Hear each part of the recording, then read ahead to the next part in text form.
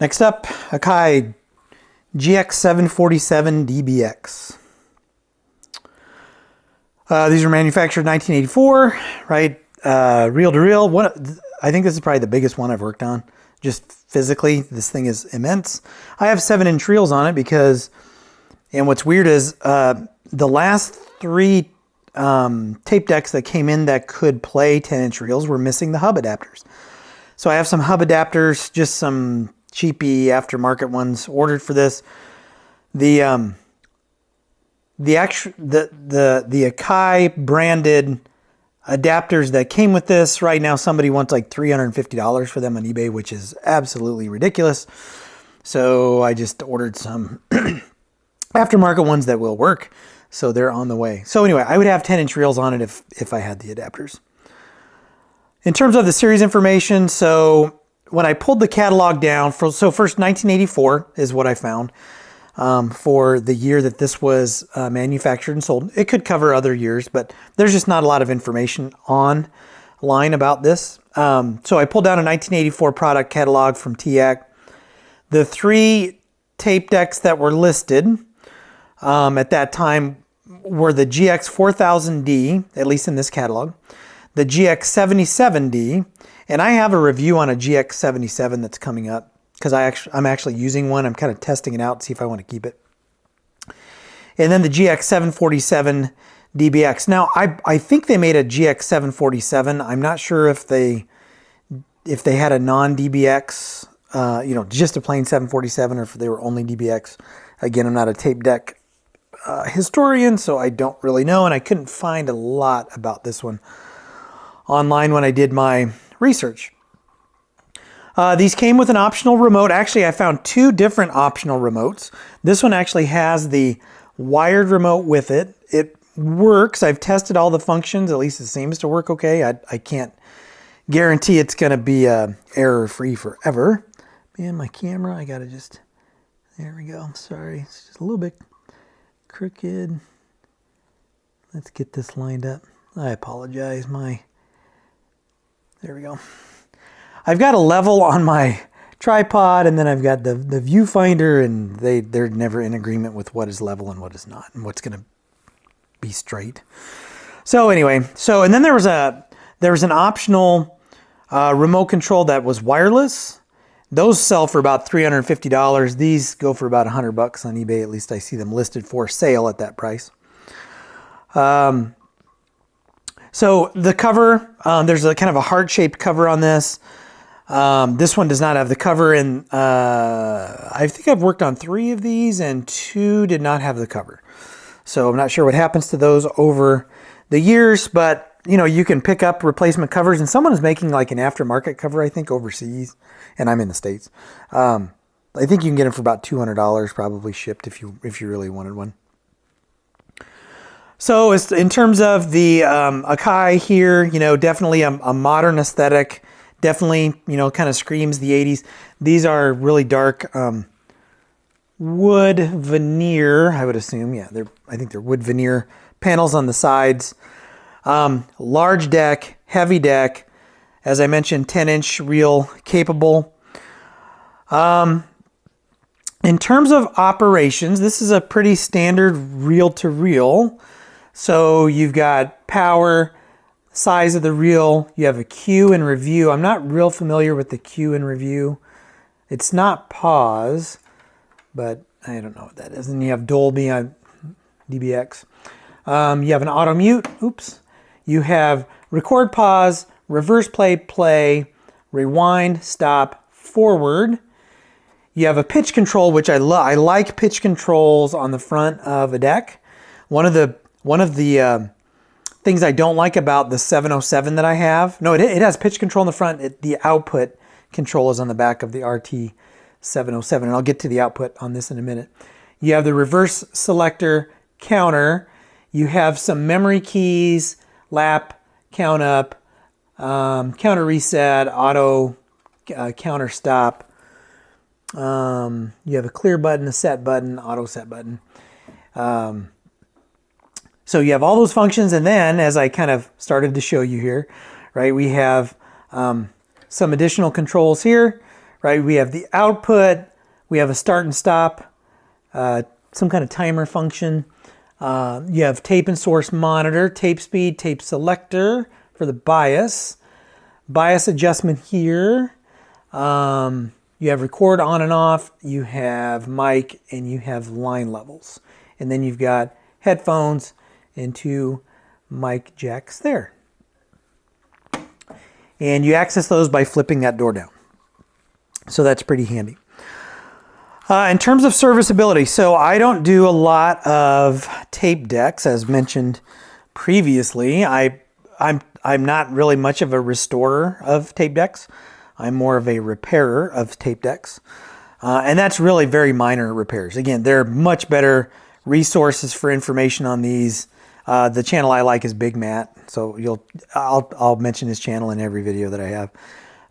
He's an Air Force vet. I don't know him. I've never talked to him, never commented on his videos, but I do like his stuff. So in terms of the serviceability on the 3 or 4 that I've worked on, pinch roller, naturally this can get gummed up a little bit. I think I've had to maybe do 1 or 2. Accessing the heads is really easy to clean them. So this has some belts on the inside. They're like round belts though. They're not flat belts, and I'll talk about that in a minute. So the pinch rollers are easy. The tensioner belts are tricky from what I have read, and it's common that the real tensioner belts need to be replaced. And again, only based on what I've read online, going to like Tape Heads and Audio Karma, there's a mixed bag, or you have a mixed bag in terms of ease of repair or serviceability. Some things are really easy and some things are really difficult. So one thing I will say, and I'll flash up a forum post, and this is pretty consistent. I have come across several posts that basically say that these, while I think it's a beautiful deck, I think it's, if you get one that's working, it'll give you a lot of, enjoyment. But I guess they're not highly regarded, either in terms of serviceability, reliability, repairability. I just find post after post basically saying from people that service decks that they won't even work on these. And again, I don't have enough information. All I know is so far the handful that I've worked on have been pretty easy to get up and running, but that's just my experience. In terms of looking for one of these, what should you look for? I really don't know. I would probably look for a functioning unit unless you really like working on tape decks. So I'd make sure that you find one that's working, find one that's cosmetically clean, find one that has all the stuff, all the knobs and the buttons, and it's not all scratched to hell in the front. Remote, if that's your thing. In fact, I don't even have it plugged in. Remote, if that's your thing, make sure it's with it. But other than that, I don't really know what to tell you to look for on these. Again, I'm just not a pro at servicing tape decks. Sorry about that, but this is a unique tape deck that crossed my path, and we'll see why when we start talking about price. So unfortunately, in terms of what to look for, I guess meters would be a big one. Make sure that there's some reference to the meters, and that's not me making those move. That's actually the music that's on that deck or on that tape. So in terms of prices, these are insane. Like, you will see people asking an insane amount of money for these, $5,000, $6,000, $7,000, $10,000. I totally don't get that. What is surprising to me is a working clean unit. There is a very, very large price range that I found when I did pricing information on this. So I went from a very, very clean working unit that sold for more than $2,000. I think it was like $2,400 or $2,500. It's been a couple of days since I've looked this stuff up. All the way down to a working unit, pretty good shape, for like $400. So I think that's really odd, and it's probably timing, and it's probably maybe someone not understanding the value of these. So my pricing information is going to be based on, again, looking over years and working on several of these. But if you can find one of these in perfect condition with the reels, with the hubs, with the remotes, with the box, with the packaging, that's been serviced, I'm not going to say restored, but let's say serviced, and working 100%, or let's say restored, right? I think that's probably where what I was basing my prices on. But you can expect to probably pay more than $2,000 for one of these to get one that's working. So in this condition, with a minor service, no major issues, everything is functioning, probably around $1,000. But again, I mean, it's really hard to gauge the price on this because they're all over the place. The prices are all over the place, right? That may or may not be with reels. So this one, because it has the remote, but it doesn't have the original reels, right? This one's not going to go out for $1,000. It's going to be, you know, when I put this in the shop, it's probably going to be $900, you know, somewhere around there, somewhere around $900. It's not mine though, so the owner may say, well, put $1,100 on it, and that's what I put on it, right? So around $1,000, I would say, in this shape with a couple of pieces and parts missing, but this is super clean. This is a very clean one. Finding one for parts, well, there were no parts units or repair units on eBay when I looked the pricing up for this, but there were a ton of them out there. But I found some that were working that sold for around $400. So I would say you could probably get one for less than $400 if you looked and you were deliberate. But unless you work on tape decks, I don't know how easy this is going to be for someone that's brand new to tape decks. And the problem with tape decks, and one of the reasons why I don't service them, is because there are requirements to have specialized equipment at times. When you're dealing with a tape deck. So, and I don't remember what the actual name is. If I can find it, or if I remember as I'm editing this, I'll flash it up at the bottom.